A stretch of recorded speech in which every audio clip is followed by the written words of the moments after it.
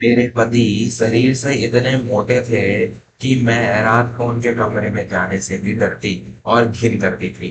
लेकिन एक दिन जब मैं और ससुर जी घर पर अकेले थे, तो उन्होंने मेरे पति का एक ऐसा दर्दनाक सच बताया, जिसे सुनकर मेरे पैरों तले जमीन खिसक गई और मुझे जीवन का सबसे बड़ा सबक मिला। नमस्कार दोस्तों, मैं विवेक वर्मा आपके अपने चैनल वर्मा स्टोरीज में आपका हृदय से स्वागत करता हूं। दोस्तों, विवाह केवल दो शरीरों का नहीं बल्कि दो आत्माओं का मिलन होता है। लेकिन आज के इस दिखावे और चमक दमक वाले युग में हम अक्सर इंसान की बाहरी सुंदरता को ही सब कुछ मान बैठते हैं। हम किसी के वजन, उसके रंग या उसके रूप को देखकर उसके चरित्र का आकलन कर लेते हैं। हम यह भूल जाते हैं कि जिस शरीर पर हम इतना घमंड करते हैं वह समय के साथ ढल जाएगा, लेकिन एक पवित्र और सच्चा हृदय जीवन भर साथ निभाता रहे। कई बार जिस इंसान को हम सबसे बदसूरत या बेढंगा समझते हैं, उसके भीतर एक ऐसा महान प्यार छिपा होता है जिसे समझने के बाद हमारी अपनी आंखें शर्म से झुक जाती है। आज की कहानी एक ऐसी ही पत्नी की है जो अपने पति के बाहरी रूप से घृणा करती थी, लेकिन जब उसे असलियत का पता चला तो उसके जीवन की पूरी परिभाषा ही बदल गई। सुप्रिया एक अत्यंत सुंदर, सुशिक्षित और आधुनिक विचारों वाली लड़की थी। उसका लालन पालन बहुत ही लाड़ प्यार में हुआ था और हमेशा से एक ऐसे जीवन साथी का सपना देखती थी जो दिखने में किसी चलचित्र फिल्म के नायक जैसा हो, जो शारीरिक रूप से छल भरा और आकर्षक हो, लेकिन नियति को कुछ और ही मंजूर था। सुप्रिया के पिता के व्यापार में भारी घाटा हो गया था और परिवार पर कर्जे का बहुत बड़ा बोझ आ गया था। उस मुश्किल घड़ी में उनके एक पुराने मित्र जगन्नाथ जी ने उनकी मदद की। जगन्नाथ जी शहर के एक बहुत ही प्रतिष्ठित और संपन्न व्यक्ति थे। उनका एक लौता बेटा था, वत्सल। जगन्नाथ जी ने बिना किसी दहेज या मांग के सुप्रिया का हाथ अपने बेटे वत्सल के लिए मांग लिया। सुप्रिया के पिता इस अशांत तले दबे थे, इसलिए उन्होंने सुप्रिया पर दबाव डालकर यह विवाह संपन्न करा दिया। विवाह तो हो गया, लेकिन सुप्रिया के मन में इस रिश्ते को लेकर एक भयंकर कड़वाहट भर गई थी। इसका सबसे बड़ा कारण था वत्सल का शारीरिक रूप। वत्सल शरीर से बहुत अधिक मोटा था। उसका वजन इतना ज्यादा था कि उसे चलने फिरने में भी भारीपन महसूस होता था।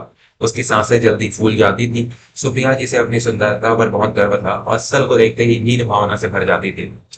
सुहाग रात के दिन जब सुप्रिया सजे हुए कमरे में बैठी थी, तो वत्सल के कमरे में आते ही वह सिकुड़ कर बिस्तर के एक कोने में चली गई।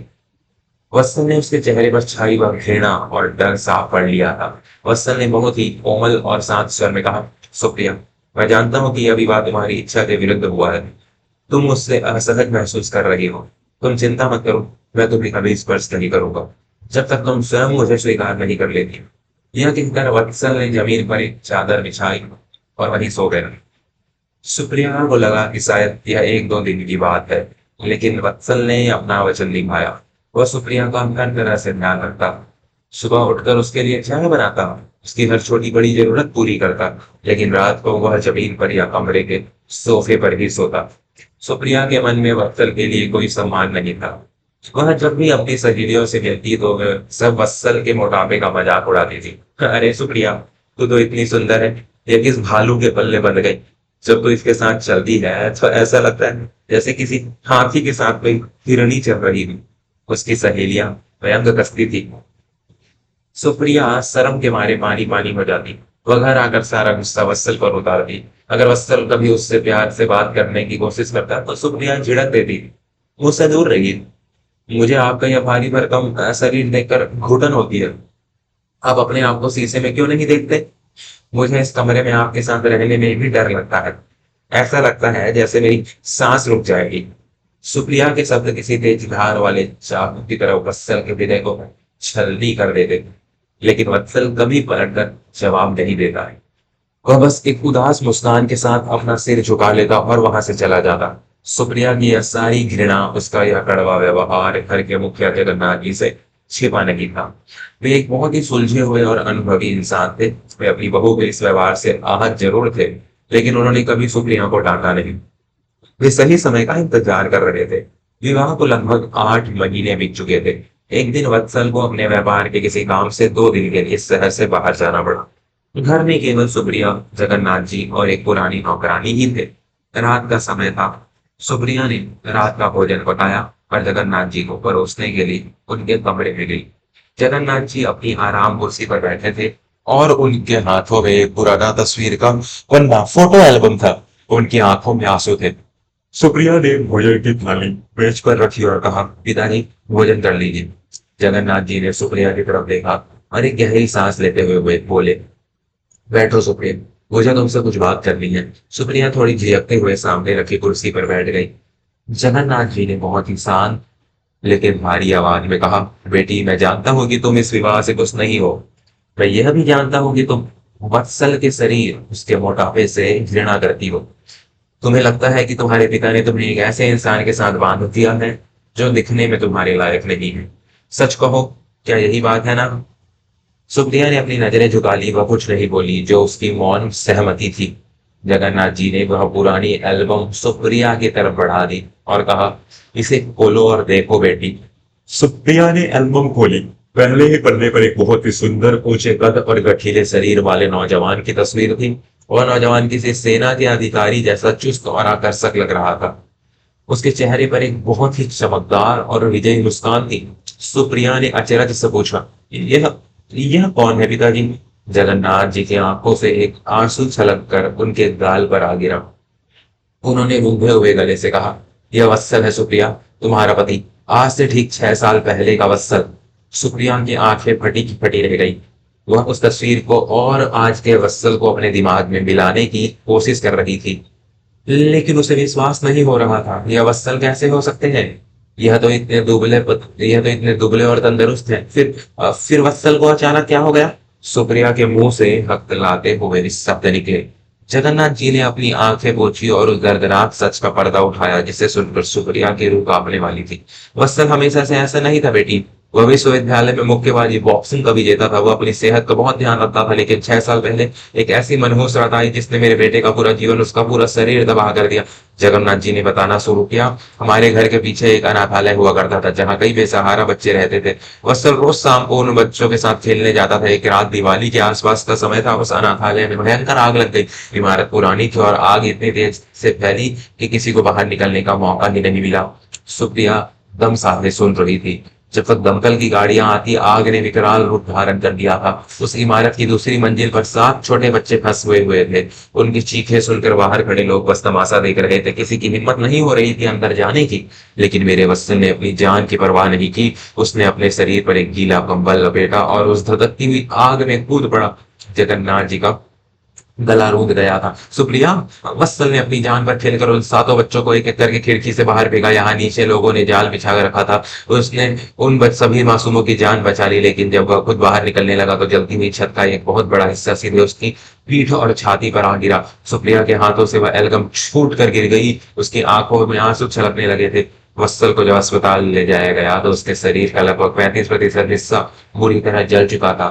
जगन्नाथ जी ने आगे कहा, लेकिन असली समस्या जलन नहीं थी। उस भयंकर धुएं और जहरीली गैस के कारण वत्सल के फेफड़े और उसके गुर्दे, किडनी पूरी तरह काम करना बंद कर चुके थे। वह 3 महीने तक अस्पताल में जीवन और मृत्यु के बीच झूलता रहा। जगन्नाथ जी फूट फूट कर रोने लगे। चिकित्सकों ने मेरे बेटे की जान तो बचा ली सुप्रिया, लेकिन उसकी जान बचाने के लिए उन्हें वत्सल को बहुत ही भारी मात्रा में स्टेरॉइड, जीवन रक्षक भारी औषधि और ऐसे इंजेक्शन देने पड़े जिससे उस सीधा असर उसके शरीर की ग्रंथियों, मेटाबॉलिज्म पर पड़ा। उस दवाइयों के भयंकर दुष्प्रभाव, साइड इफेक्ट और महीनों तक बिस्तर पर पड़े रहने के कारण वत्सल का शरीर फूलने लगा। उसका वजन अनियंत्रित रूप से बढ़ने लगा। चिकित्सकों ने साफ कह दिया था कि वत्सल अब जीवन में कभी भाग कर नहीं कर पाएगा और उसका वह मोटापा अब कभी खत्म नहीं होगा। पूरे कमरे में एक भयंकर सन्नाटा छा गया, जिसे केवल सुप्रिया के रोने की आवाज चीर रही थी। जगन्नाथ जी ने सुप्रिया की आंखों में देखते हुए कहा, तुम वत्सल के जिस शरीर से घृणा करती हो ना बेटी, वह शरीर कोई बीमारी नहीं है, वह एक स्मारक है। वह मेरे बेटे के उस महान त्याग और बलिदान की जीती जागती निशानी है जो उसने 7 मासूम बच्चों की जान बचाने के लिए दिया था। वत्सल ने अपना रूप, अपना यौवन, अपनी सुंदरता, सब कुछ उन बच्चों के लिए राख कर दिया। मुझे गर्व है अपने बेटे के इस मोटे और बेढंगे शरीर पर, क्योंकि इस शरीर के भीतर दुनिया का सबसे सुंदर और पवित्र हृदय धड़कता है। सुप्रिया जमीन पर घुटनों के बल बैठ गई और उसने अपना मुंह दोनों हाथों में छिपा लिया। वह दहाड़े मार मार कर रो रही थी। उसे अपने एक एक कहे हुए शब्द पर, अपने एक एक ताने पर भयंकर आत्मग्लानि हो रही थी। इस पति को वह भालू, हाथी और बदसूरत कहकर जलील करती थी, जिससे वह कमरे में अकेले रहने से डरती थी। वह कोई साधारण इंसान नहीं बल्कि एक साक्षात देवता था। उसने एक सच्चे सुरवीर का अपमान किया था। मुझे क्षमा कर दीजिए पिताजी। सुप्रिया रोते हुए जगन्नाथ जी के पैरों में गिर पड़ी। मैं एक अंधी, मूर्ख और घमंडी लड़की हूँ। मैंने हमेशा बाहरी चमक दमक को ही प्यार समझा। मैंने एक ऐसे इंसान को ठोकरें मारी जिसकी पूजा की जानी चाहिए थी। मैं कितनी नीच हूँ। मैंने उनके उस महान बलिदान को उनका कलंक समझ लिया। जगन्नाथ जी ने सुप्रिया को उठाते हुए उसके सिर पर हाथ रखा और कहा, बेटी, जब तक इंसान को सच का पता नहीं होता वह अज्ञान के अंधेरे में रहता है। मुझे तुमसे कोई शिकायत नहीं है।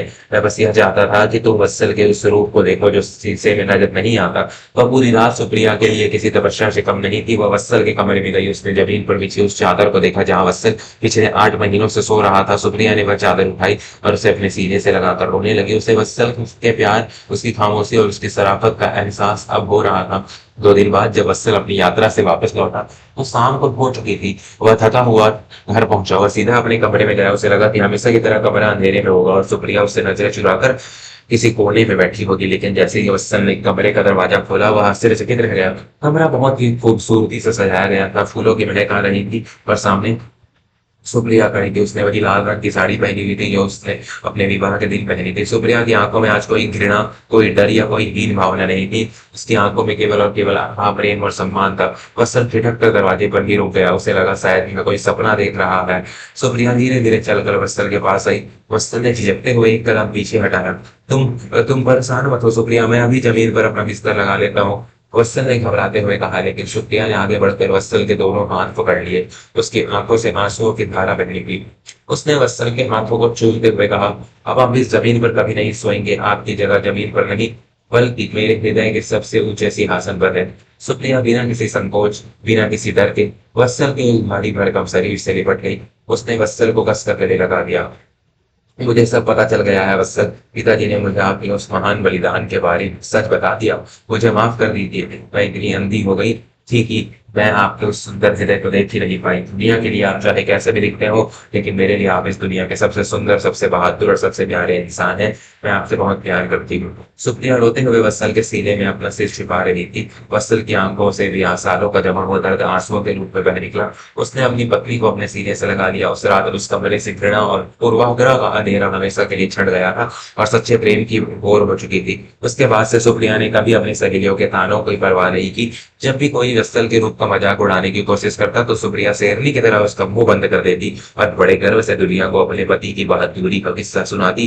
दोस्तों, भगवान ने शरीर केवल एक मिट्टी के बर्तन की तरह बनाया है। कुछ बर्तन बाहर से बहुत सुंदर होते हैं लेकिन अंदर से खाली और जहरीले होते हैं, और कुछ बर्तन बाहर से बेडौल और बदसूरत होते हैं लेकिन उनके भीतर अमृत भरा होता है। कभी भी किसी इंसान को उसके बाहरी रंग, रूप या वजन से मत तौलिएगा। क्या पता उस बेडौल शरीर के पीछे एक ऐसा महान इंसान छिपा हो जिसके सामने आपकी अपनी हैसियत बहुत छोटी पड़ जाए। सच्चा प्यार शरीर से नहीं बल्कि इंसान और आत्मा और उसके चरित्र से किया जाता है। अगर आज की इस कहानी ने आपके हृदय के किसी कोने को छुआ हो और आपकी आंखों को नम किया हो तो इसे अपने परिवार और मित्रों के साथ अवश्य साझा करें। अपनी अमूल्य राय हमें टिप्पणियों में लिखकर बताएं कि क्या सुप्रिया ने अपनी भूल सुधार कर सही किया। मैं विजय कर्मा जल्द ही मिलूंगा आपसे एक और नई मार्गदर्शी और प्रेरणादायक कहानी के साथ। तब तक के लिए इंसान के बाहरी रूप से नहीं बल्कि उसकी आत्मा से प्रेम करें और जीवन में हमेशा खुश रहे। धन्यवाद।